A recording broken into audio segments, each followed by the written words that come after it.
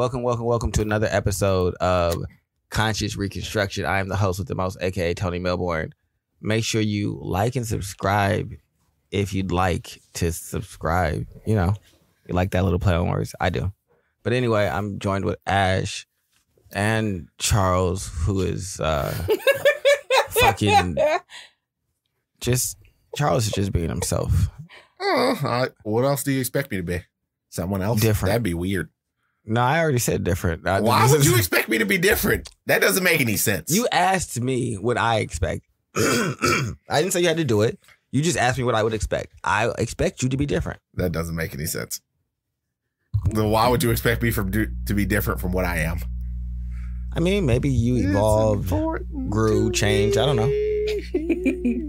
But I'm sorry. I have a lot of random rock countdowns inside of my head. Next time I'm gonna do the Catholic drummer count. No, you're not. I don't know what that is, but you're not. Don't do that either. Don't do any other rock countdown. Just 3, 2, 1. It's perfectly acceptable. Like it's I have ran drumsticks.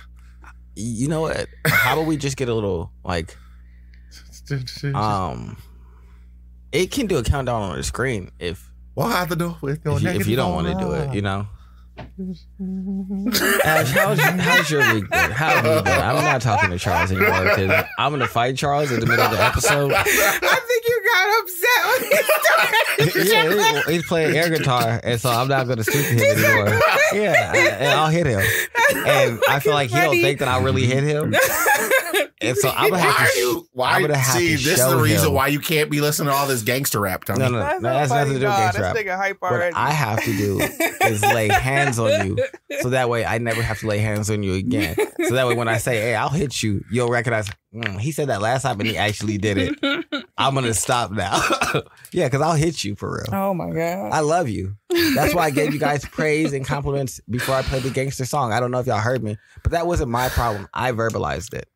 Oh, Ash had I heard on, you, and you were doing your thing. I didn't need reciprocation or responses. And then you just started out here. Yeah, because I was doing what I was doing. But and then there is that dude. I'll still hit you. And then he won't repeat it. Is that dude who has like the feather? Well, because who don't want to hear praise? That's the whole point of giving praise. I gave it. Oh, even his praise is selfish. Make it on my fucking fire in front of you, motherfucker. I'll fight you. I'll fight Charles. I'll fight Gravity. I'll fight both of y'all right at the same time. Yeah. Like we can go. Like I don't think y'all understand. Like there's nothing but space and opportunity here. Why? We can slide this desk up under this other desk. This is the reason why. There's a big old open space right there. The rumble. Like, I don't know which y'all think this is, but what's wrong with this boy? He had to rumble. Yeah, no, y'all got me fucked up. He want to fight. That's okay. Gonna air guitar me while I'm talking to y'all. Bitch. I don't understand why air guitar offends you. All right, how about this? You go to your mother, and while she's talking to you, just start playing the air guitar. Yeah. She just look at me and making the fucking sound effects too. Making the sound effects. Just start do the whole thing. Yeah, and see how she takes that. Probably fine. Probably terrible. Oh, I should try to have an important conversation with you? Probably not an important conversation. Oh, exactly. No. You have to do it on an important conversation. Yeah. Something that she cares about. That's so fucking funny. All right. Well, when we're talking about this trip for me to go down to... Yeah, you just start playing air guitar. You should get off of the exact same. She would just say, boy, what are you doing? I'm listening. I don't think... And if you continue to do the thing, I don't think she's going to be like, stop that. She's going to tell you to stop. You do that to Riley. Do that to what? Do what? Start air guitaring? Yeah, while she's trying to tell you something that she thinks is important. Oh, no, that had to go terribly. Yeah. Yeah, exactly. I don't want that. This is why I want to fight y'all. That's because she's the only child. She'll cry. That's not an only child thing. I just wouldn't do this. I did this specifically to piss this nigga off. I knew the effect this had in the middle of him talking. This is not acceptable, child. Not to do. This is why I did it. No, you can't just play air guitar while people are talking to you. It was just a natural curation of the progression of my accents. It's just like I started thinking about being a pretend. But like you gotta understand where he was coming from. He needed to be on the calm down. you talking about? I need to get some drumsticks. What are you talking? Nigga, I understand why he's upset. We're not doing drumsticks. What do you mean? It's just like, what is wrong with you? And then it's not just a band. Like, Nicki's like, I'm gonna find different cool band countdowns. Nigga, we're not a band. Fuck you talking about? You never seen that, Tony? No, I've never seen it. I just wanted 3, 2, 1. He said, I just wanted the countdown. You know what? We've spent 5 minutes talking about this, and I hate both of y'all. I started. You know what's crazy, y'all? Our dressing room. I started off with praise, and these two. Within the span of 5 minutes, I didn't do anything. Threw all that shit to trash. I didn't do it. You can still love us. This is a part of us, Tony. Right, you bastard. Do you just love the parts that you like? Exactly. Probably. Exactly. We are fucking abandoned children over here. You know I said one thing, and I immediately realized that it was immediately true. Unconditional love over here. Go ahead. Unconditional love. We only love us when we make them feel good. Get it all out. Mm-hmm. This is. I mean, you got some more? Come on. I mean, I just answered my own question. It's just like, do you only love the parts of us that you like? Yeah, probably. All right, you got any more? I'm good. All right, cool. So again, fuck both of y'all. I don't care what y'all have to say. Yes, I only love the parts of y'all that I like. I answered the question. It's just like, oh, you love the parts of us that you hate? No. No, I hate the fuck do you mean? No, I don't love the parts. What don't you understand about the fact that I said I hate this? Yeah. Oh my God. That's okay. But how has y'all guys' week been? Something more normal. Hopefully I get responses. Worky. You know. That's good, I guess, baby. I mean, here's the thing. How's your boss taking you leaving? Fine. He's gonna be gone the first couple of days of next week, and then I'm gonna be gone towards the end of the week. He gets to go to New York. I get to go to Albany, Georgia. So someone's winning here. Those don't sound equal. I was about to say, those sound wildly unequal. I get to go to New York, and I get to go to fucking Hines, Nebraska. Like, no one wants. I would actually probably prefer to go to Hines, Nebraska. Okay. It's like I'm literally going to one of the poorest places in the entire United States. Really? Yes. Wow. I never even heard of Albany, Georgia. Exactly. Jeez. It is. I think there's a giant gang. In my head, I just turned everything you said to Alabama. Right. As far as I'm concerned, all three of those states. He's going to Alabama. Actually, that's the thing. I'm different from you because I turned, if you say Mississippi, Alabama, or Georgia, I just turn everything into Georgia because it's the only thing that has anything in it. Yep. You started with an A. It was Alabama immediately. It's just like you started with an AL. Alabama. I don't want to step foot in Alabama. There's nothing good. There's nothing in Alabama. Nothing. It really ain't. I've been there when I was like 10, and like every single place where you went, they had the church with the baptism tub. Why were you in Alabama? It was for a family reunion on my dad's side. Oh, that's where our family at. That's where his family at. Yeah. So yes, that's where your family's at too, nigga. What do you? How did you give? That's where his family at. Like, how did you just separate yourself from their family? Like, that's not my family. Like, I don't even know what the capital of Alabama actually is. Yeah, no, it was like Birmingham. 10 miles. Yeah, Birmingham. It was like 10 miles outside of Selma. So we walked. That's the capital. I just know that's where shit happened. Birmingham. No, Birmingham is the capital. But we was like 10 miles outside of Selma, and they was real proud that MLK walked that bridge or whatever. It's so short. They got like general stores and shit, and like where we was saying like nobody had cars, so like they looked at our vans and was like waving, like, "Oh, this is a spectacle." We was like, Jesus Christ! We was that deep in the South where they had there's really nothing down there. It's hot when you be in the room with the air conditioner on and it's still hot.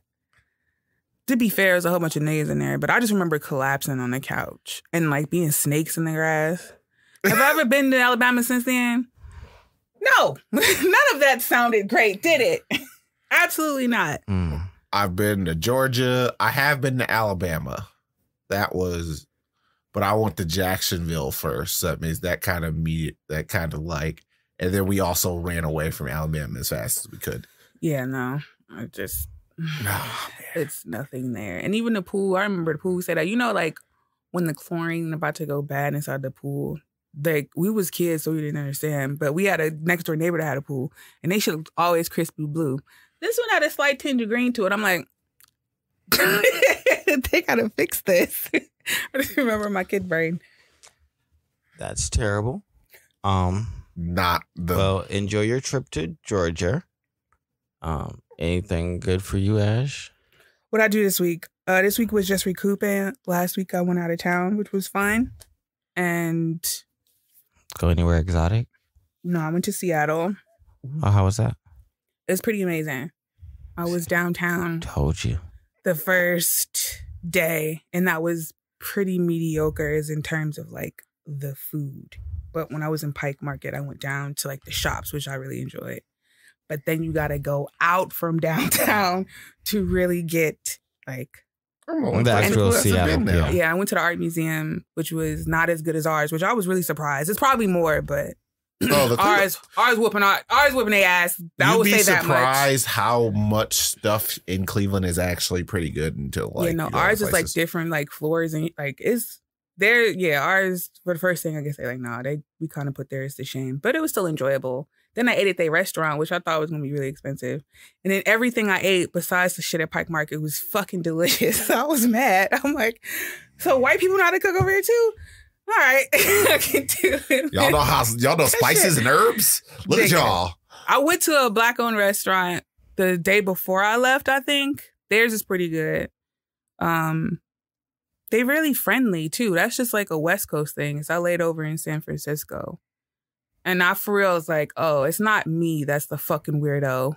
It's Cleveland niggas that are subpar and kind of just apathetic. And then you go to the West Coast and everybody is like super friendly. And like the bitch that was giving me, they like biscuits over there too. I don't know what the fuck that shit is about. She gave me a biscuit. She was dancing while giving me the biscuit. I'm like, I don't know what type of world you're experiencing in. I don't know where these biscuit dances are. I get it. It's not me. Because for years I always thought like black women as a whole was just like these cool, demure, like sleek creatures who just was cool as fuck all the time. Like, these bitches is mad cool. Like, not cool like, like I fuck with them. It's not that I don't. But y'all understand my temperament. Cold.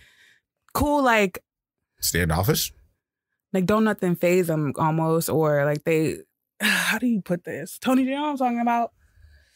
It's like you, but like a woman almost. There you go. Demure is a good word. Like aloof. Yeah, aloof, but like they always ready to pop off every second. But it's not like me where I'm bubbly and I'm like, you know what I'm saying? Black women as a whole ain't like that. And like I said, I just thought something was wrong with me. Like I was mostly around white people anyway. So, but to see like the stark contrast of, oh, you're not alone in this, whatever you are, Ashley. It's not a. Well, see, that's good. You went to the West. Yeah. I told you Seattle's a great city. Yeah, no, I had I'll be in San Diego next week sometime. A lot of the shit's out. So I wouldn't say that it has the most stuff in terms of like the arts. Yeah. And especially not as much as Cleveland, because like that's something that Cleveland's kind of known for is like their museums, their plays, shit like that. Right. But outdoor shit, you're gonna get all of that. You're gonna. I don't know if you went to the water or. I did. Or how far? Did you go to Mercer Island? I didn't. I wanted to get on the ferry so bad, but I'm like, I didn't have a car. I just purposely put myself in this situation where I didn't have a car. So I was just mostly like bussing it. The first day it was a whole bunch of Ubers. I'm like, it's $20 for a 15-minute ride. This ends today. So I'm like, all right, what's the next challenge? We're going to catch the bus. Easy. Yeah. It's like, what's the next challenge? This wasn't challenging at all. They don't hate you here. You know, it's not overrun. It's not overcrowded because they got 15 million fucking buses. So it's not like this. But you do see the stark difference in how there's so many more homeless out there. They got tents and shit, like upgraded homeless lives. Yeah, like I even the homeless people are better than nah, nigga. No, it's not. When I went to, you might see one homeless by a freeway. Exactly, maybe, but this is like. Well, you see a person holding a sign. Am I weird? Because as of this point, like there's some corners where I go to where there's like a rotation of people who always stand on the corner. And Yeah, it's just they be in like 3-mile diameters and shit, like triangulated, and they always at the same time. Yeah, I don't think they're homeless most of the time. I don't know if they're homeless because I heard a lot of people soliciting just to pay bills. So I'll keep that one. It's just like I'm just kind of sitting here But like in Seattle, they're definitely homeless. No, they like crowded out. Like it's pretty bad. Cause I'm like, I ain't never seen a homeless niggas with like tents on just the random, like if you go out there and just go like downtown or whatever on Euclid, niggas just got tents and shit. I'm like, that's what it's like if you went out there. No, I was like, yeah, I know there's a real problem, and there's a and they're with the amount of income that is within the city, there really shouldn't be that large of a problem. But I don't know. Some people were just bringing up these types of things because there's like a housing shortage in Louisiana and inside of down in New Orleans. But then someone pointed out that like damn near they're like 30 to 40% of the active housing right now are Airbnbs. So it's like, there's wow. some of the competition for houses nowadays isn't completely and totally based off of The people that live in your area. Yeah. There are people who come in and they buy homes and they turn them into Airbnbs and then they hike up the prices for things. Look at that. Yeah, I don't know about the housing, but I thoroughly. Oh, no, buying a house in Seattle is like I follow a bunch of people who live in Seattle. It's like getting into a knife fight. Yeah, I don't really want to. Like I said, if I only explored downtown and I was like, I could see the Space Needle from where I was. I was in the Olympic Park or some shit. I think that neighborhood was called Belltown. And I could see the Space Needle. So I was right there up at the waterfront. So were you like on 3rd? Yeah. Yep. Okay. Oh my fucking God. The reason I used to live on 3rd downtown at the Moda. Yeah. When you said you were in Belltown, that's where I used to live. Oh, okay. So I know exactly that because that has also there's actually good food down there. It's I was so surprised. I'm like, everything. Don't trust anyone who eats Jack in the Box teriyaki bowls. But no, everything was. I didn't have like I said, the mediocre thing was in Pike Market. Like I had a dumpling and the Beecher's mac and cheese. It's all. And then that Starbucks was full. Yeah, that Starbucks was full. But and I'm just like, I'm not getting no fucking coffee from here. I'm glad I saw it, but I'm leaving. I've learned all my lessons about doing the touristy things when I go anywhere. No, I'm glad I did it. Listen, the reason why we don't want to do touristy things is because we don't want to look like a fool. I was a fucking fool on the bus, but I also got a free bus ticket because I looked stupid. I'm like trying to put the money in. She's like, here, just take it. I'm like, thanks. No, it's not that I'm trying to look like I'm scared about looking like a fool. I actively don't want to do these things because it's not because I'm gonna look stupid. It's just like they're not. They don't entertain me. Like being in Times Square, New York, didn't entertain me. It's just like, look at that giant H&M. See, I would like to go to Times Square, do things like that, but things that I wouldn't do are like, I would go to Pike's Place and watch them throw the fish. I'm not really gonna eat any food here because I know that all y'all are doing is trying to cater to the tourists. Right, yeah. If you go down in the shop, I enjoyed the shops. The shops are nice. Yeah, they have nice shops. So much nice selection down there. Like a little basement area under part top. It's a nice You'll experience. like it. It's like if Cleveland got its shit together because it's so fucking gray. Them niggas get excited. The sun's out today. It's worth it going. I plan on going to Seattle. It's a city that how much are the tickets? If you don't $300. Fucking all the time. I'm like, fuck it. I'll book it then. Yeah, see, I was like, maybe she caught a sale. No, I've been looking for years. It's never a fucking sale to go fucking Seattle. It's never. It's not. I don't know what that is. Because there's always people going there because there's always business people. Bro, I caught a crazy sale going to Dallas. My ticket is $135. Yeah, but Dallas is a major place where people may cancel go. Looking now, you can't get anything under like $300 for a ticket to go to Dallas. Oh yeah. This is about to go crazy. Is that like nonstop though? No, I have a stop. Oh, okay.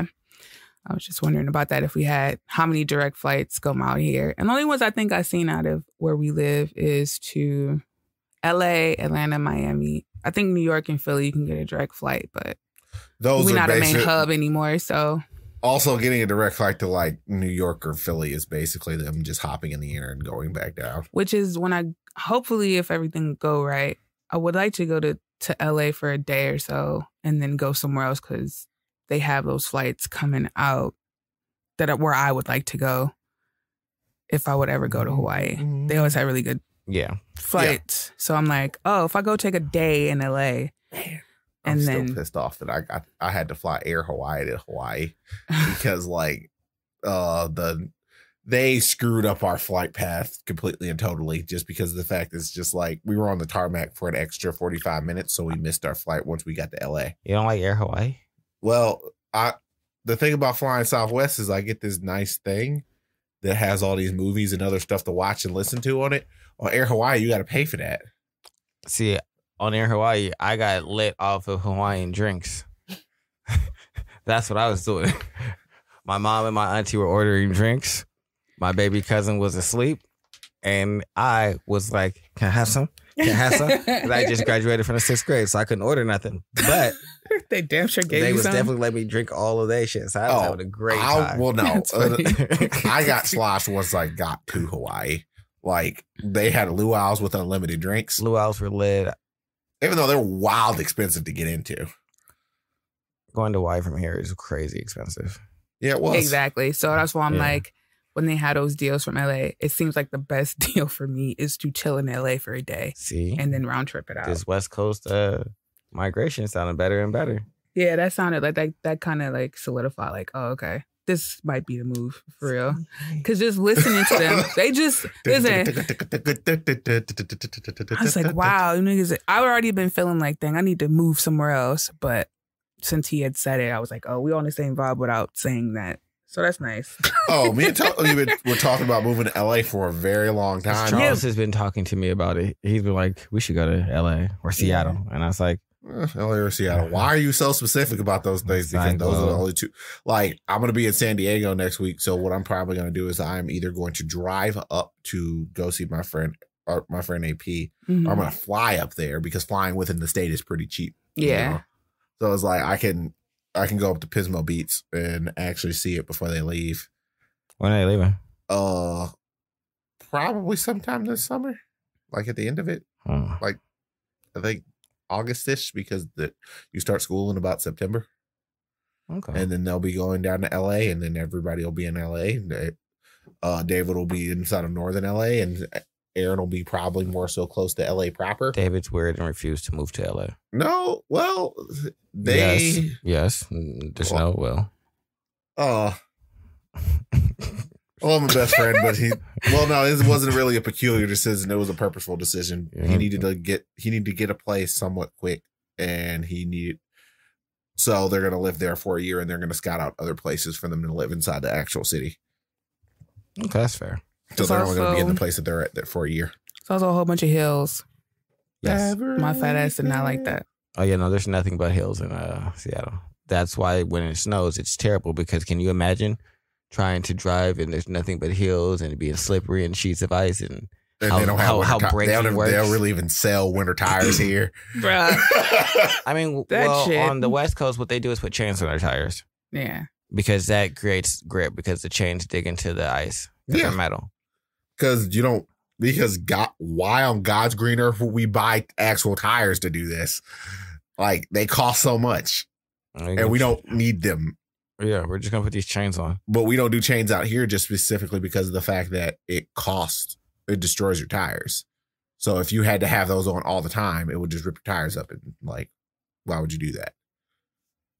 I had a good time, but fuck them hills. No one said anything about hills in Seattle. I know that's supposed to be my thing, but that's something that hit me like, because oh my fucking God, I was mad at myself. I think I missed. No, I didn't. Because like I said, I was just, when I got there, I was like, I should get a car. I was like, no, let's save the money that we could get a car and just go eat like a fat ass. You were right, Ashley. Let's go do that. Because I had the room all by myself and shit. It was a really nice house. But no, I didn't venture out too far. I could have. Rented a house? Yeah, it was it was a room inside of an Airbnb, but the room was super nice. And the house was super nice. Super updated. And he had a hot tub in the back and everything. I'm like, I don't want to. And I had a big ass bathtub in my room, so I just got the Epsom salt and did that. But them hills, oh my fucking God. Beverly Hills. I'm gonna get my shit together before I go live out there on the West Coast. Because some hills can't sneak up on me like that ever again. Oh, from what I understand, just living on the West Coast kind of leads to you as being inside of better shape. Yeah, because it's not outside. Like, and I think I came to realization too, I'm not that big. Okay, I've clearly had some weird thing in my head where I thought I was fucking huge. Like I thought I was bigger than Lizzo. No. Yeah, I really in my head was like, oh damn, Lizzo. And you also have to understand, you're really tall. So I know it's like, I didn't say it's proportionate, but it kind of evens itself out a little bit. Whereas Lizzo, I do believe is what, like 5'8"? Yeah. Knowing me, like I said, I really thought I was bigger than her for real. I can't have a conversation about that and be polite. What? About Lizzo? That's what you thought you were? Yeah. I really thought I was bigger than her. I really listened in my head. I'm like, damn, she killing the game, man. I need to get my shit together. No. And then I really started looking at bitches that like, I would go on YouTube and be like, I need some more jeans. Where should I go? And I started looking at people that have my same size and my same height. And I looked at them, I'm like, oh, this was in my fucking head the whole time. It's not that I just want to know how tall Lizzo is. She ain't taller. She's 5'10" inches. Is she? Yeah. Taller than I thought she was. Too weird about the same height. No, you're not. Uh-huh. You got like 2 to 3 inches on her. That is actually that's a lot when you're getting to the upper percentiles. I'm like 5'11", 5'10" and a half.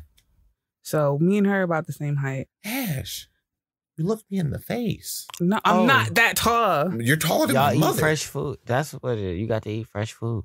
Yeah. I was going to go to the other, like, I've always wanted to go there and then. Underground Seattle. No, I wasn't doing that. Even though that's cool. I'm like, because they had like the little standalone. Like, I don't want to walk in there. I don't want to watch that kid. So I'm all right. I didn't do that one, but. Did you go on a Space Needle? No, I wasn't about to do that one. Did you walk through the Botanical Garden? That's at the Space Needle?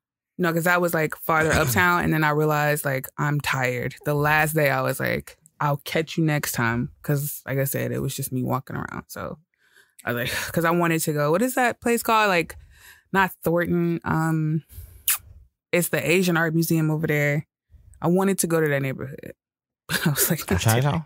Something, not Chinatown. It was like you said where that Botanical Garden is. It began with a T. I ain't about to look that shit up. But I know what you're talking about. I wanted to go, but I did not go. Next time when I have more time. Whenever you're doing touristy like Capitol Hill, Queen Anne.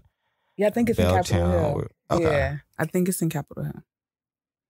That makes sense. Yeah, I didn't go over there, but I enjoyed myself. Nice to see.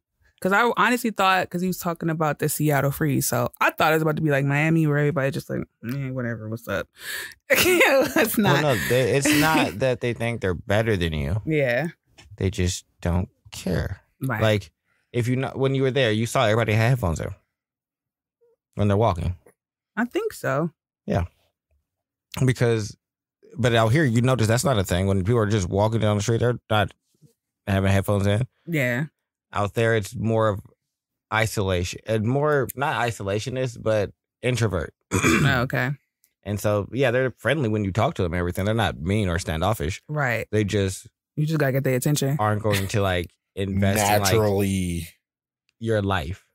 Like, I don't know if you got a lot of personal questions.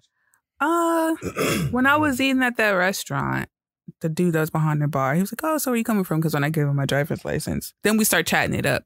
Then I was like, no, my friend went to college out here, and he was telling me like about the Seattle freeze thing. He was like, and another dude was like, it's not like that South. I'm like, I'm not going down there. What? It's not like the South. It's not like the South of Seattle, I suppose. What's the South of Seattle? I don't know. I wasn't going down there. Because when I rode the train to get home, I start seeing the hood. I'm like, I don't know where this is, but I'm avoiding it.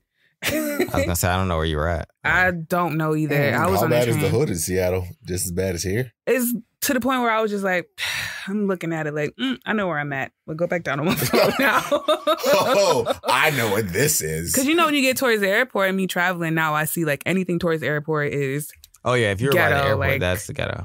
It took me a minute to understand. Like when I went to Philly and stayed by the airport, I was like, Okay, so I think that was the second time that happened to me. I'm You like, can't I say mean, that in I'm never LA, staying at I was airport literally anywhere. told, yo, you are going to get into a taxi and that is how you're leaving the airport.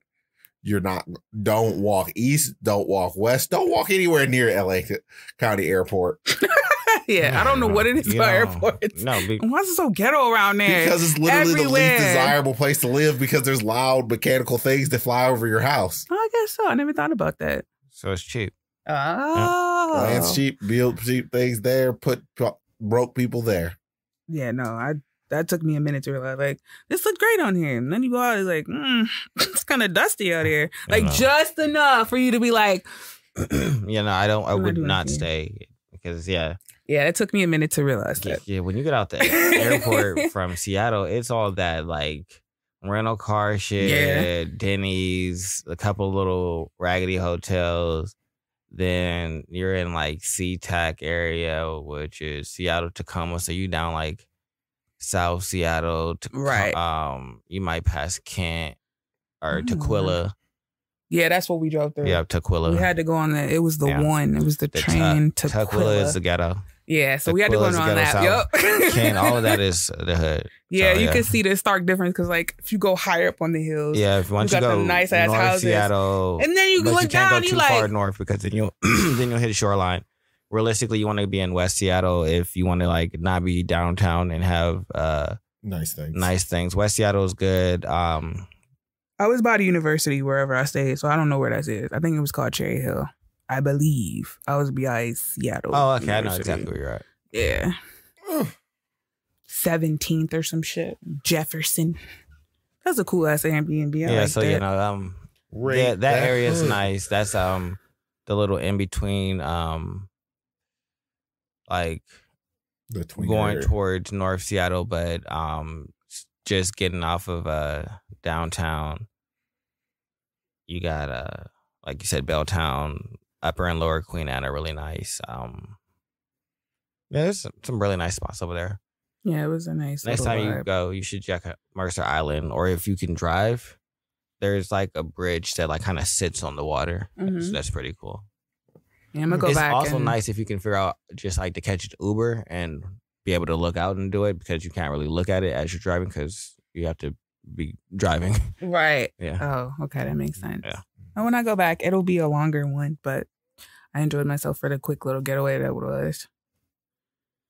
Okie doke. Yeah. So, Oh, it's my turn. yeah, It's getting away from that Ash is suffering. always so surprised when it's her turn.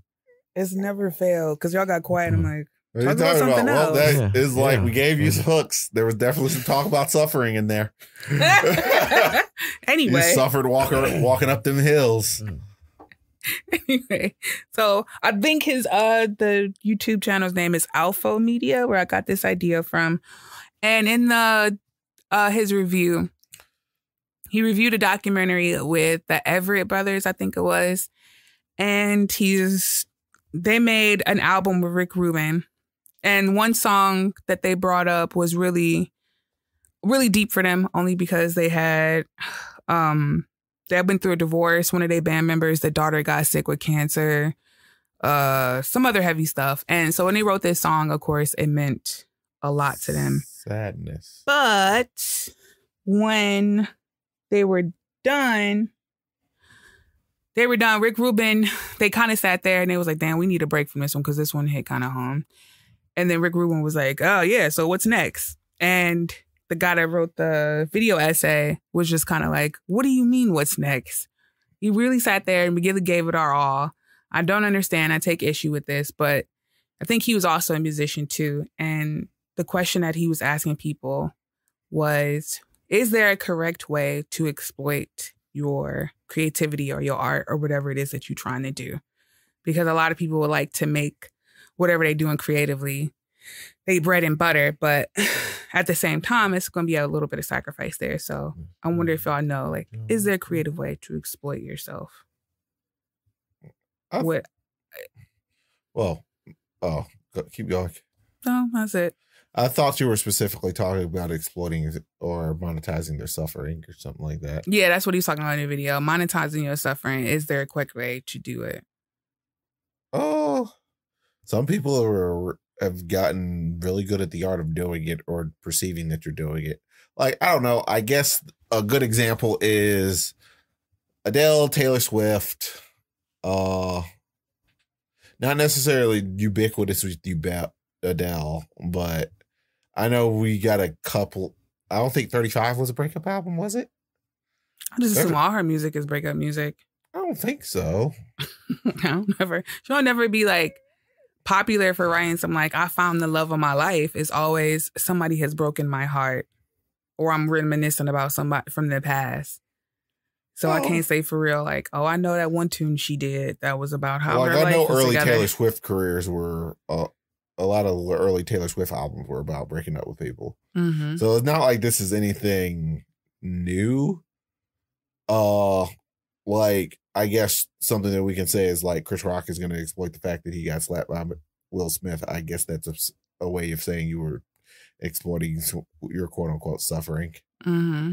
But I mean, I guess I would rather exploit my own suffering than let someone else do it. But I would rather just not be suffering at all. But that's not how life works. Like artistically, period. Like everyone has their sad albums, their sad things. And I listen to a lot of overall sad stuff. Yeah. So it's just like, you know, there's an entire, like, Death Cab kind of made an entire genre based on being sad. That's true. And you just wonder sometimes, like, damn, this was a really, like, fucked up moment for you, some place in time. And now you're making money off of it. Is that like a come up or are you a sellout? I guess is what they were. Maybe he was alluding to and didn't quite say because I don't really remember the video. But I remember watching it, sitting down, thinking like, damn, is there really a way out of this? Not really. Like, I don't know if I'm going to be like writing about my suffering entirely, but please don't. to a certain point, like you do kind of got to dance a little bit if that's what you want your music. That's what you want your career to be, right? I would say that I think that a lot of it is based on what you're personally willing to leverage to give up. Not leverage really, because like you're not really leveraging anything against yourself. You're deciding on how much you want to put out there. Yes, but you're also deciding on is my exhaustion worth the benefits that are going to come? Because what they said is, hey, I'm basically tired. This emotionally drained me to do this. All right, that's fine. But this is what you said you wanted. Mm-hmm. So what I need for you to do is to do it again for an entire album. Now go ahead. But if that's not what you want, then don't do that. But I don't think that it's a right or a wrong or how do you go about it. You go about it the way that it's gone about. You use your pain and suffering to enhance your art and leverage that to connect with your audience. While that may exhaust you, it's probably going to garner a more connected fan base. Or you don't. Because fans can tell when stuff like that is kind of empty. But yeah, you can't really like not do it. You can't do it and like not have that emotional like dump that's going to be there and like drain. But if you don't want that, then you don't have to like go that route. And you could make music that doesn't touch on your pain and doesn't really like reflect that. And it could still be amazing music that could garner fans and things like that. It's not saying that you won't, just saying that is that if you have to choose what type of artist you want to be and what you want to present. And so, hey, I want to present my pain, then you have to take what comes with it. And that's to present it and know that, hey, I'm probably going to be drained from this because dragging up old emotions and negative feelings is exhausting. Yeah, you're pretty much just creating the jacuzzi of sadness. It's just like, what are you about to do? I'm about to make this album. What's this? All the sadness that I've had for the last 5 years, I'm going to condense it inside of one place, and I'm going to create something that's completely and totally based on it. Well, that sounds like suffering personified. Kind of is. Yeah. You definitely can see that's what you kind of have to, like you said, that's what you sign up for. And there's really no way around it. I don't think it's no right or wrong way to like exploit your shit if that's what you choose to do. I guess my only caveat to that is like, I don't know how old they were when they initially like embarked on this journey, because like I have like experience and like foresight and like things to draw on to be like, all right, I can come to this conclusion and recognize like something is going to have to be given up. But if you're brand new and you're young and you probably aren't thinking about all the real implications of like, yeah, what is this going to cost me in the long run out there, and like that emotional like exchange. So then it can be like, well, how do I be genuine to my fans while still protect myself? Yeah. Like how much? That's is too a balancing much? act. You have to determine, how much do I want to give them that makes me still feel authentic, but not so much where I feel like I have nothing for me. Like an example of an artist that probably gave too much was Kurt Cobain. It's just like you pretty much put all of your suffering was in a lot of your music, and it was a very consistent. And you are also very much a stickler about the level of production about your music and making sure everything was right. And that is just a lot, because it was probably just too much, and there's a lot of torment. And yeah, he just thought the music was him instead of just saying, oh, this is just expressing a small part of me, and just let it be like your whole totality. Like, this is everything that I am, But I guess that is a danger of it, because if you aren't equipped to handle that emotional outpour and you really start to like become an artist that maybe your first song or your first couple of songs as like an up and coming artist were just emotional outcries, just because that's how you were feeling, and that's the music you made, and that's what latched on, and so now that's what you do. Right. But since that's what you do, that keeps you in this negative space, and you just become more entrenched in all of the negativity. So that's all you can see. Yep. So I can get like, he probably got caught up in like what was in his head had to sound exactly like what was in his head. Like, there's no room for fucking error here. Because when you get to that point where you start identifying like with your pain and suffering, you don't really see another way out. This is who I am, and this is like, between that and drugs, I am pain and suffering. Right. So then now you down this fucking fucking black pit of pain and suffering. You don't know how to differentiate yourself and to say like I said, if you don't know, you don't know. But now that I can look back and say like, oh no, that's a small part of me. Would I let guide the bigger parts of me? And I can see where you could fail in his case, where that can really be a whole trap. Because I was driving and I remember thinking about the stories we tell ourselves, and like if I had to sit there and think about the story that I told myself all this time, because I think I looked back and realized like it's no way that I should be, I'm not saying I'm like wildly successful, but I feel like one of them rappers in the video where I don't have $100,000 in my bank account, but the life that I dreamt about for so long is something that I willed into reality. I'm like, well, what if I just kept telling myself that same old sad ass story, like the whole I'm a strong black woman story? Like, what if I told myself that same stupid story, or just believed in it? Even like if I just kept believing in that stupid ass story about what I am, or like let my pain and all those things to decide where I was going, and overly focused on what I couldn't do.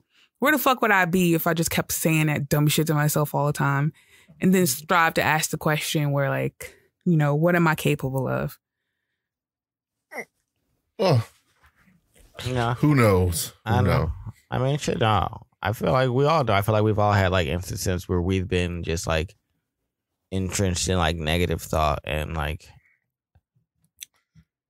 fortunately we all seem to be able to like come out of that like space and move to the other side. I mean, I'm not going to speak for y'all fully, but from what I know, lots of naps and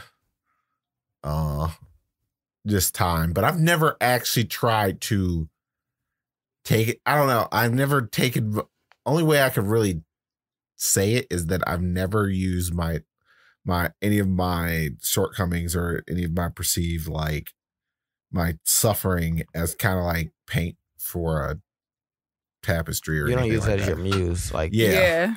Whereas like a lot of these people, like that is the thing. So I mean, it's just like you're a singer, or for this and that, or for this parallel, I'm using a painter. Is just like you're literally taking your pain as your suffering, and you're actually using that to make this entire thing. shit. I would say I use my pain in times, like, in just like accidentally, like when I lost all the women I was dealing with, and at the same time, I created a whole conceptual story that like separated the three different like ideologies and personality traits, and like conceptualized how the one dude was meeting the women and doing all the great things. Other dude was coming in and then killing these women and ruining the relationship. And then there was someone that was trying to catch him and like put all this together into like one cohesive picture and be like, all right, what the fuck is going on and why? Oh, And but that was just like something I had to do to like get out of like, all right, you just like had all of this like, what was that, sir? Like all of them, everything is gone. Like in the direction you're moving, like it was just like a whole cluster. So I just created a whole conceptual like, if I could sing, and I was going to make it a whole like project, yeah. Man, Or I'm just sorry give I'm laughing at that, but that's so funny that them bitches had to die. well, killing the relationship more so than killing the actual person. I know, but it's just funny. Like he was really I don't know why angry. you took that so hyper literally. In the story, because he was definitely killing the women, and so, It's just like, in the story, because I can give you the basics, but the gist of the story is main character is going from like town to town, city to city. Reason that is because a lot of the women I was dealing with were all over the United States. So in my story, he was a traveler. Every time he kind of like moves on to another city and everything, thinking that this last situation is fine, other dude, antagonist in the story comes in and kills the person that he just left behind. Now we have the third character, who is like the detective that's going behind trying to figure out why dude is murdering all these people that dude is like dated and everything. So yeah, no, it was just, but it was like more of like, all right, why did you destroy all these things, sir? Sounds like a baby keep. It sounds like the concept from a lot of you. All right, sir, you destroyed all of these things. Yeah. After you moved on to something else. What were we doing? But I was me like, but that's how I like wrap my mind around things and get myself back to a space of like understanding, so I can fully understand like diving into your pain to make something, because it's very inspirational. I'm not gonna lie and say that I wasn't extremely creative and extremely energized during that time, but I can also recognize that, hey, that's probably not the best space to stay in 24/7, 365. What about like when artists are not suffering anymore? So like Eminem, when he had, I just say after the relapse and after he got his shit together. Or anyway, so Eminem, like after, I'm gonna say the relapse and whatever he made after that, or what's the rapper's name? Chance the Rapper. This nigga not taking acid anymore and got his family. Like, what happens when you don't have that place to draw from? Is this, I don't know if it's still possible, because like I love Matthew Deere. Oh, he coming to May. I gotta remember that. After he got married and shit, his music just like, I remember like, what's the name of this album? It's called Beams. The dude I'm talking about make like real eccentric like house music. So I don't recommend anybody go listen to this. But I do notice like a difference after everything just kind of fell in place for him, and then I was just not that excited about the project. Some artists lose. Yeah, I'm gonna say that. Like, all right. So I have multiple examples of this. One, Patrick Stump, Fall Out Boy. Like they stopped singing about being sad because not all of them were sad anymore. Right. It's like, what? I can't talk about these women hating me because I'm happily married. It's just like I just don't got the ammunition anymore. What you built now is not there. Like this nigga not doing acid no more, being weird. So now you just chilling at home, like living the life that you you know what I'm saying? The things that you wanted, that you were maybe afraid that you couldn't get. So now you doing dark shit like popping pills or whatever the fuck your whatever choice of escapism is. Now that you got it, it's like, what's another group that ended up, but Weezer pretty much was inside the same situation, except for they pivoted and made White Album, which was an entire album about like everything that they would, or Rivers Cuomo's would do for his wife. But even in Tyler's case, he didn't draw across that place. Like, Call Me When You Get Lost. Like, I really understand that concept now more than ever. Where he looking, or like shit, Vince Staples is looking at like where he left. That whole Continuous album with Currency is kind of like a meditation on like just living a really, like Larry June. Like they take from looking back on what they escaped from and still can make like. I think certain artists are good at channeling that pain, and other artists are products of that pain. Like who? Chance. Chance, I think, was a product of that pain. Okay. And the further he got away from that pain, the less people were interested in like his music. Another one would be Eminem. Yep. He's a product of his pain. He was extremely hurt, scorned, and angry. And that was what was expressed. But as soon as it became less of that and more just like, well, I'm also just technically the best. Well, sure, but we don't care. Right. It's like, I'm really good at this. You don't say anything that matters anymore. Yeah. It's just like your quote unquote gimmick was your suffering, and you don't suffer anymore, and and you also don't rap about that anymore. And it's just like, yeah, while technically you are the best, we're not necessarily.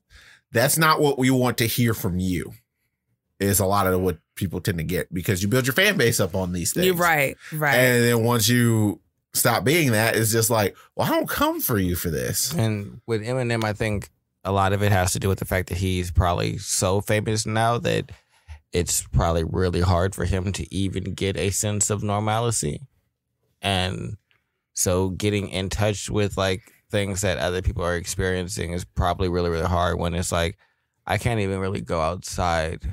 Like, I can't eat with my daughters in a public place without like booking it in advance and like booking out the place. Like this is and all the time, like I can't really like just go out and about because people are crazy. Do y'all think like Jay-Z suffers from that? Because I'm not the biggest fan of him, but I think y'all like him.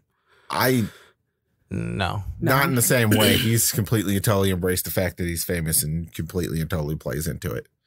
Like I wouldn't say that. Well, I mean, him and Beyonce act like they're like the first family of black people.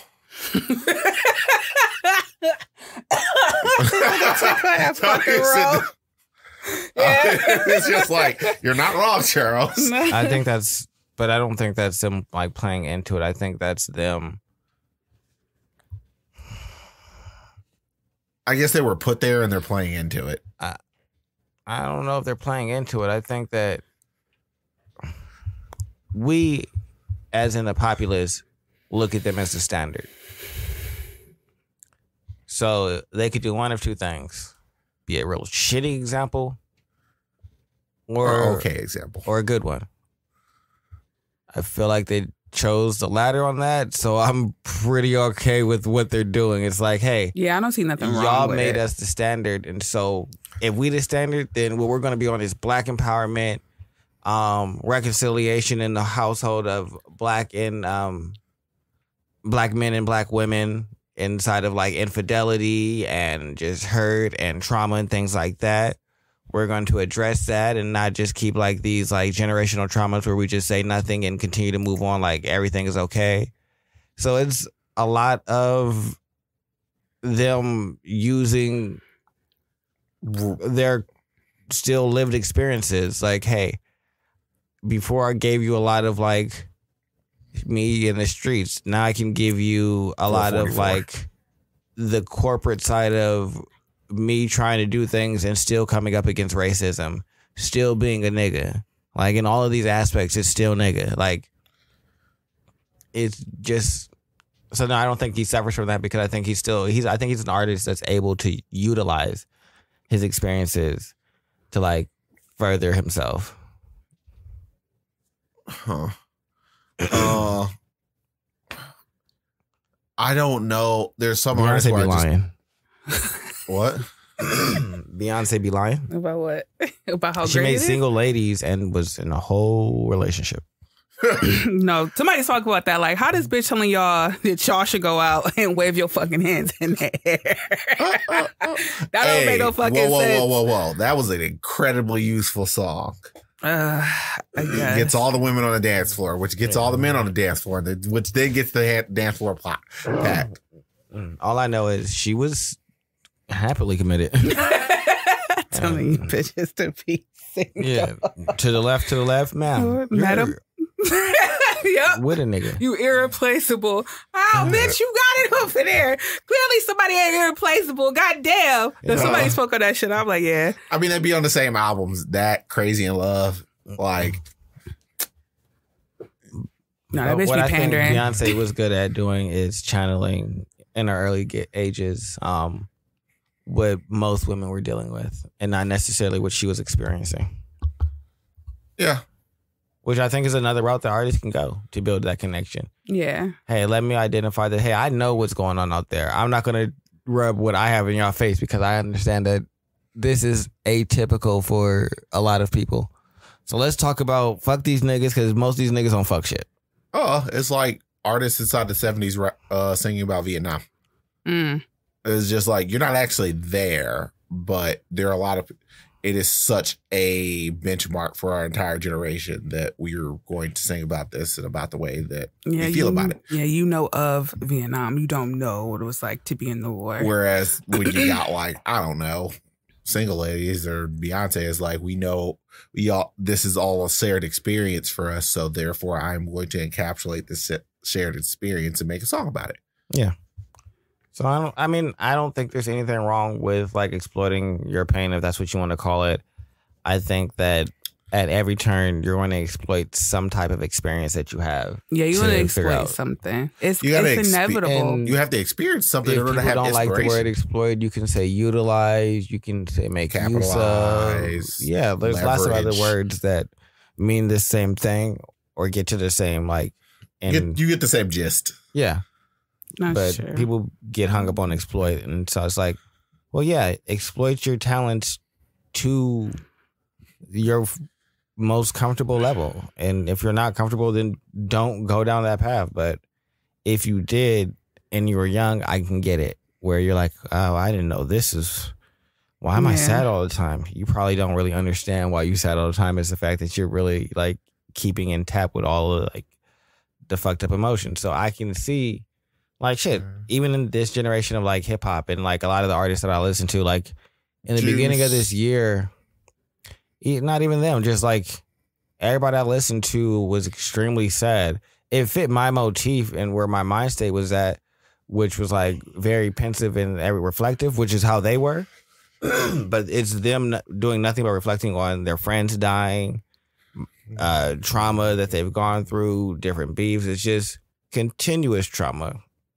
Shit, Fredo Bang just released an album where I want to say at least half of it is about his friend that died while he was in jail and how that really affected him. And so it's like the first song is called Streetlights, talking about how he wish he was here to like raise his kids and just like real things that you're like, all right, so you're tapping into a real fucked up place.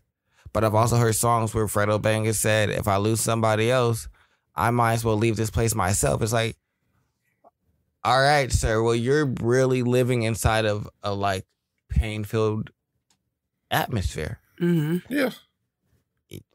You at some point, yes, there's pain that's continuously happening, but if you continuously dwell on it as well and like make use of it, it is going to kind of color the way that you see things. So You're miring yourself in it as opposed to just getting stuck naturally. So you kind of have to weigh like how good are you at like utilizing it and then detaching yourself from it, things like that.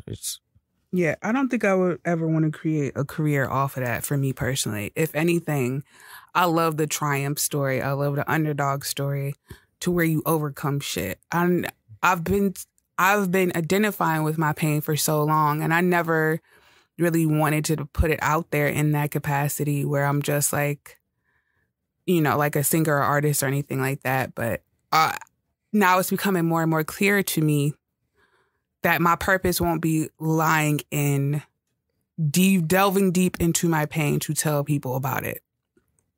For me, it's about, well, how did you overcome that? How can I, because we already know what it's like to sit and wallow in this shit. And it's really good to have relatable music and artwork or stories on what that's like. But you just got to come out of it now.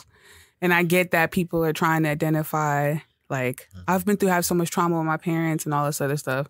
And that's really beautiful. That's a really good place to start. But at some point, you just got to transcend this. Yeah, I get your mental health is one of your top priorities. But at one time, like, when are you going to stop using that excuse every single time you're like, realistically, you're not prioritizing it because you choosing to wallow in it. Yeah, you got to. You're not really trying to like solve the issue and move forward.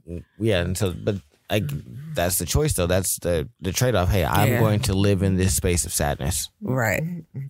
And also, I think there are some people who have struck a better balance when it comes to making an album about these things. Like, I would say, like, Man on the Moon 1 by Kid Cudi is a reasonable,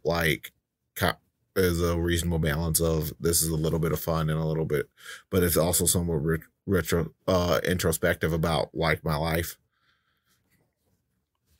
That's fair. I can say that. So, but I also could say that Kid Cudi's wallowed in a lot of his despair as well, and there has been some albums of that. Kind of allowed a lot of like life things to happen for him, which I don't think like is something to be like judged for, but I just do recognize that, hey, it might be the active engagement with these feelings in a way that's purely creative and not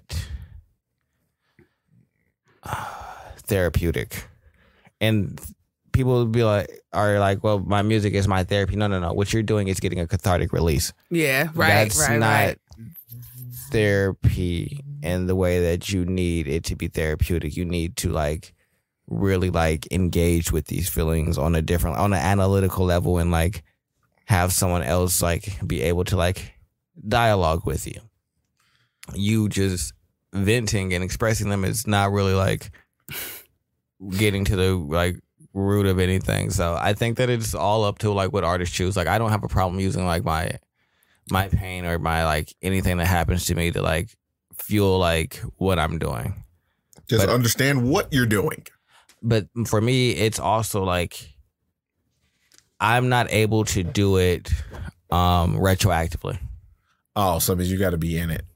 Yes, I can't recapture old feelings just the way that I'm set up. Once I like lose that feeling, I don't really have it anymore. Like, even like going back, like I can't really even like recall how I felt like exactly when like I lost all the women, and I know I was devastated, but I was just because it. But now I'm just like, yeah, well. It's over now. Looking at it, like, I guess for me, I always look at things at like a whole totality. It's like, well, this was the result of that. And so you moved these ways and like everything worked out. So it's like, I've never so entrenched in like what was negative. But if I'm in the moment, you're going to get some banging shit from me about it right then. But just know that it's just like, I'm going to get it out and that's going to be like my cathartic release, but it's not therapy. Yeah. So, I mean, I think that there's no right way to exploit your pain or your misery or whatever he was saying. Yeah. But it's definitely optional. You don't have to. And I feel like he kind of felt like he had to like exploit it. but that also might be because they were young. Like I said, I don't know how old they were when they started working with Rick Rubin, and so maybe they were young and didn't know how to like make music that didn't incorporate the way that they felt. Because who was making this music? The Everett Brothers, a country band. And I'm guessing that maybe, because I think they had success before, so it's been a while. And I want to say they're older than us or around our same age. So it wasn't like they were young. Because the dude had a daughter. Oh, okay. Well. Yeah, like one of the dudes had a daughter and his daughter got sick. So they kind of mushed everything together in that one song for all the bandmates. Because it was like, we've been through all of this together. And so now we're going to put this in this song. It was like that. So they had some experience. And don't get me wrong, like I'm pretty sure, like, because they was working with Rick Rubin. So they got to have some level of success. So I don't think it was anything. Like I said, the dude wrote the video just kind of like examining his space because he also a content creator and he's also a musician. And he was like, no, he was like, I know this is like weird, but I just was like, I want to talk about something different, you know? Well, so it was kind of like not an abstract concept or question, but he was definitely acknowledging like, I'm thinking about this and this is more so philosophical than anything. I would say maybe because if they don't make that music traditionally. Yeah. And this was like their real first like experience with like putting like real life like trauma, pain and suffering into something. Right. And having not done that before and then being exhausted from it and then having someone be like, well, all right, well, you got to do it again. And then being like, oh, we didn't even realize what we were getting ourselves into. I could see that being like jarring. Be like, hey, we don't normally do this. Give us a second. Like, this is uncomfortable and we don't like it. Right. It's just like, nope, you guys decided to go into that old school blues type of route, which is blues. I do believe country is a root or is a offshoot from blues. So therefore, when you tap into those types of folk things, music, yeah, it's just like, like when you make albums like that, you typically that is your kind of your album inside of that particular type of vibe. It's just like my baby left me, my dog died. I fuck with that white. I like white blues sometimes. They be hitting the spot. I love Johnny Cash like dearly. So I fuck with some country music. I like bluegrass. No, I got a bluegrass album on here that came from that movie, Oh Brother, Where Art Thou? I vibe with that.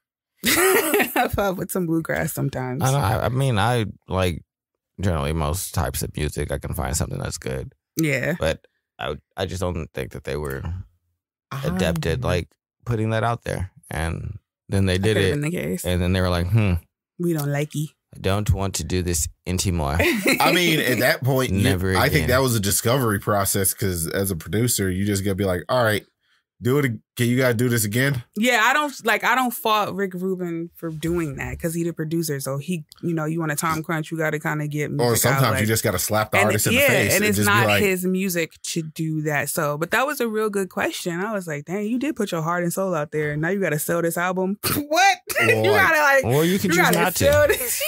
It's just like you gotta market it. Is this gonna be a top single? Take the song off there, and then think about it. You could always take the song off. That's true. That's the wild thing because it's just what like, if it's a banger? Like, damn, you'll never know. Don't matter. Keep it personal. That's the wild thing because it's like, all right, now you got to finish this album. Now you got to go perform this song, possibly 2-3 times a week, and it's just like I can't do that.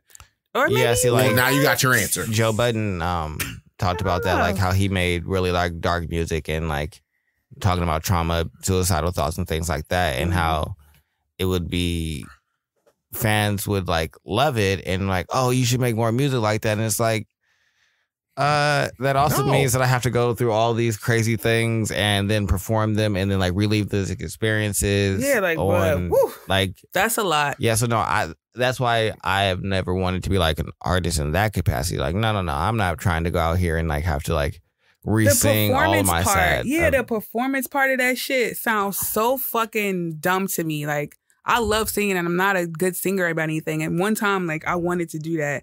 Then when you step back, you like, you gotta perform this shit. I mean, if I wasn't an artist that put my like own stuff into it and it was just random shit, then sure, I'll perform that. But if it's like me performing like my heartfelt tracks about me being sad and depressed and like pain and shit like but that. you can't help yourself, I- especially when you're creative. Like sometimes, like you'll just be sitting there just making shit up, and it'll I'm just just come gonna out. have someone else write for me. What you talking about?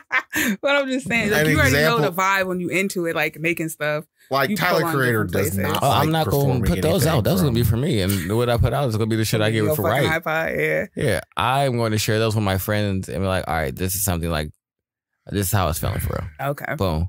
But not for the public where I gotta go sing this. No, y'all gonna get Instead of this. saying Oh, the piano. Y'all bubbly. get I'm this. about to put this iron and fucking.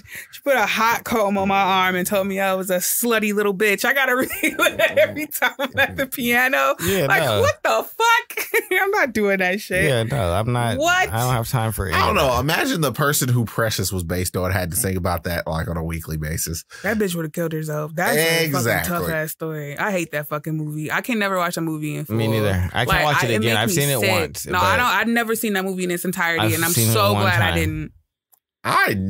I honestly, I just knew it was gonna be bad, and I never picked it up to begin. It's not a with. bad movie. I know it's not a bad Fuck movie. what it I'm is. talking about. I knew it was going to be bad. Oh, Right. oh, Like, bruh. in terms of I people will being never put in watch the middle that shit. space, it's So let just me. like I'll just. Have you ever heard the term "come make mama feel good"? Ugh, gross. Do you know what that is about? It don't Ugh. matter. It's just Her telling everyone's her crazy. daughter to come eat her, give her head, and she do. Ugh, gross. Ugh. Yep. This has been conscious reconstruction. and that's, Yeah, we can be done with this Yeah, episode. we we're but can be not I- done. Thanks. Bye. We all Thank feel you. disgusting. We all fucking- Later. Ugh, let me take a shower.